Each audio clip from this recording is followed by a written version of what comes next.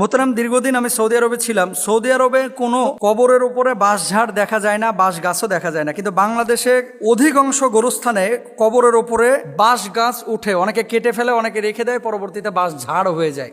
এর কারণটা কি? আমরা তো সাধারণত কমনলি পুরো বাংলাদেশেই কবরের ওপরে কিন্তু লাশ নিচে রাখার পরে বাঁশের ফাটা ফাটা অর্ধেক অংশ দিয়ে আমরা ওই লাশটাকে মিডিল দিয়ে একটা বাঁশের বিম দিই, তার উপরে ওই ফাটা বাঁশ দিয়ে আমরা কবরের লাশটাকে ঢেকে দিই, এর উপরে চাটাই বা পাটি এই সমস্ত জিনিস দিয়ে তার উপরে আমরা মাটি দিই। এটা আমাদের বাংলাদেশের প্রচলিত বিষয়। সৌদি আরবের কবর কিন্তু ভাই বাংলাদেশের মতো না। সৌদি আরবের কবরের সিস্টেমটা কি আপনাদেরকে বলি, এটা আমাদের বাংলাদেশে অনেক মানুষের ক্লিয়ার কনসেপ্ট নেই। আমরা কবর খোদাই করার পরে ওনার বডির মাপ নিয়ে কি করি, কবরের উপরে লাশটাকে আমরা শোয়া দিই, মানে কবরের ওই ভেতরে। সৌদি আরবে কি করে, কবর খোঁড়ার পরে তারা ডান পাশে লাশ যেখানে শোয়াবে তার পাশে আরেকটা গর্ত করে সাইডে। এটা যদি কবর ধরা হয়, ধরেন এটা